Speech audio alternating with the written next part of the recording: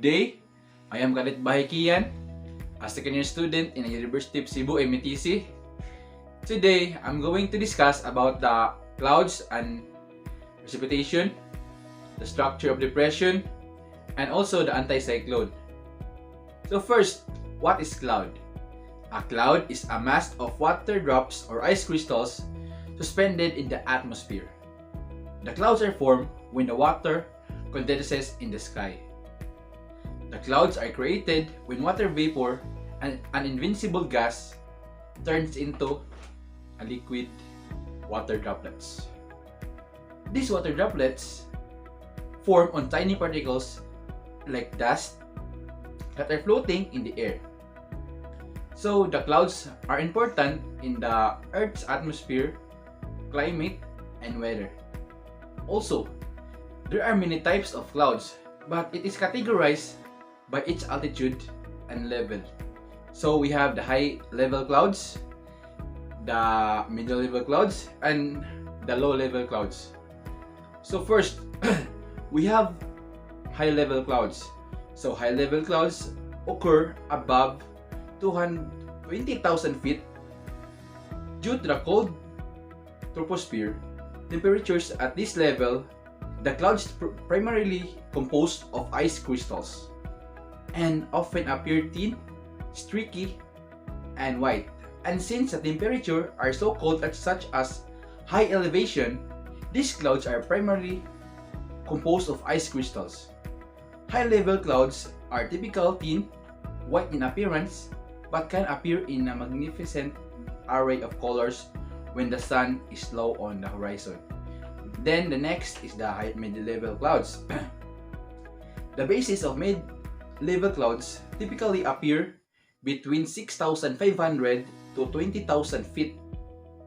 Because of the lower altitudes, they are composed primarily of water droplets. However, they can also be composed of ice crystals when temperatures are cold enough. And lastly, the low-level clouds. The low-level clouds are mostly composed of water droplets since their base is generally below 6,500 feet. However, when the temperatures are cold enough, these clouds may also contain ice particles and snow. Then in the high-level clouds, it is composed of the cirrus, cirrostratus, and the cirrocumulus. The cirrus clouds are thin, white patch, sheet, or layered of clouds without shading. They are composed of very small elements in the form of or more or less regularly arranged grains or ripples. It is short, detached, hair-like clouds found at the high altitudes. These delicate clouds are wispy with a silky sheen or look like tufts of hair. In daytime, they are whiter any other cloud in the sky. While the sun is setting or rising, they may take on the colors of the sunset. Then the cirrostratus. It is transparent, whitish veil of clouds with a fibrous, hair-like or smooth appearance. A sheet of cirrostratus, which is very extensive, nearly ends by covering the whole sky. It is also transparent high clouds, which covers large areas of the sky. And the lastly is the cirrocumulus. Cirrocumulus clouds are made up of clouds that is small white clouds called cloudlets, which are usually grouped together at high levels, composed almost entirely from ice crystals. The little cloudlets are regularly spaced, often arranged as ripples in the sky. It can sometimes appear to look like the scaly skin of fish and is referred to the mackerel sky. So in the mid-level clouds. So the mid-level clouds are composed of the altocumulus, altostratus, and nimbostratus. So first, the altocumulus.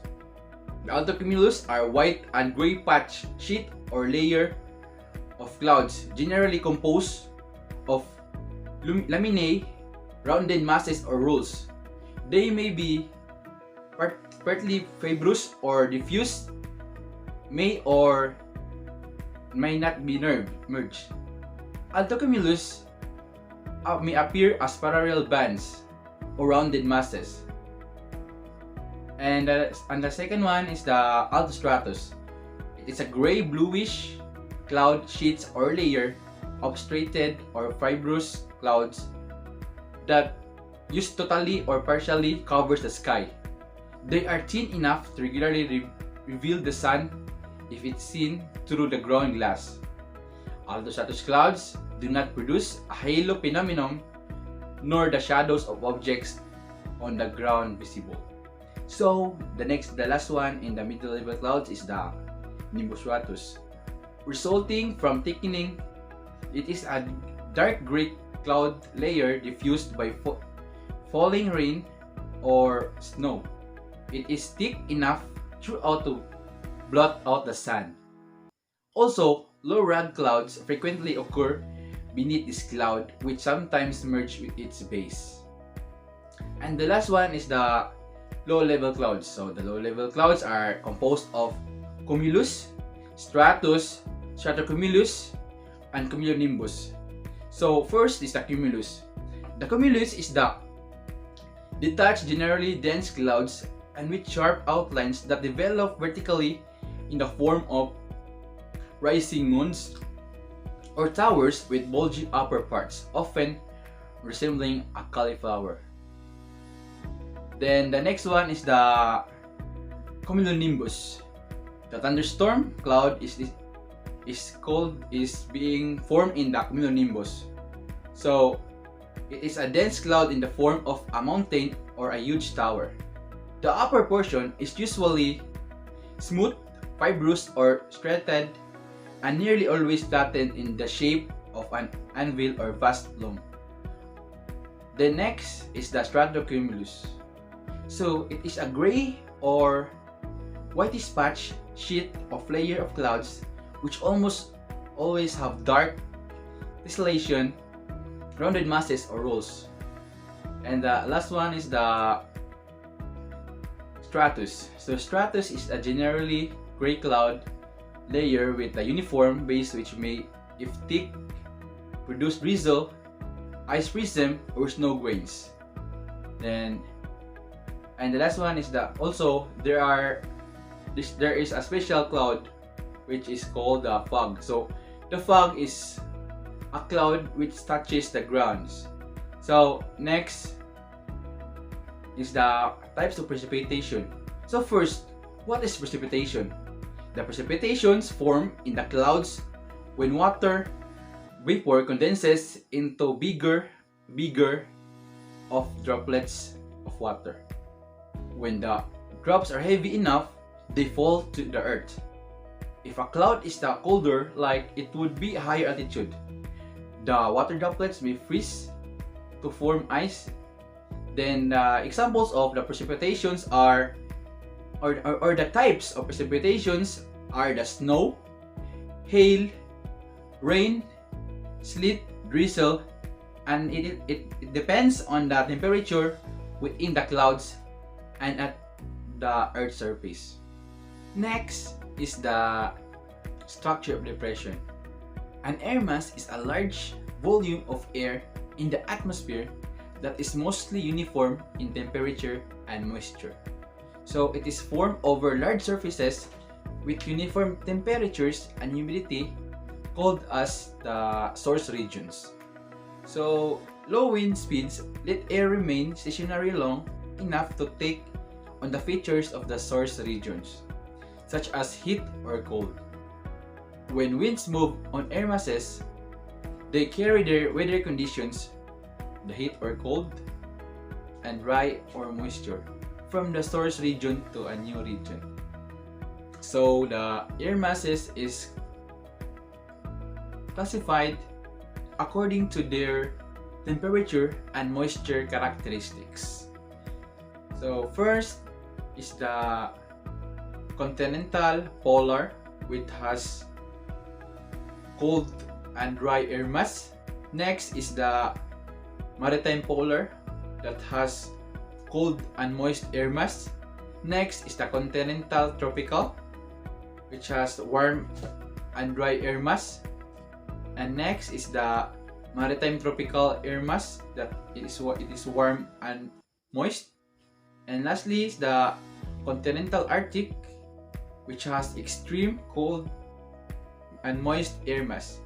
So in the connections with the cold front, the cold air behind the front undercuts the warm air of the sector, causing less dense warm air to rise. And also in the warm front, when the air in the warm sector of the depression meets the denser cold air on the frontal boundary, the warm air overrides it extensive cloud precipitation covering a wide area that result as the warm air ascends.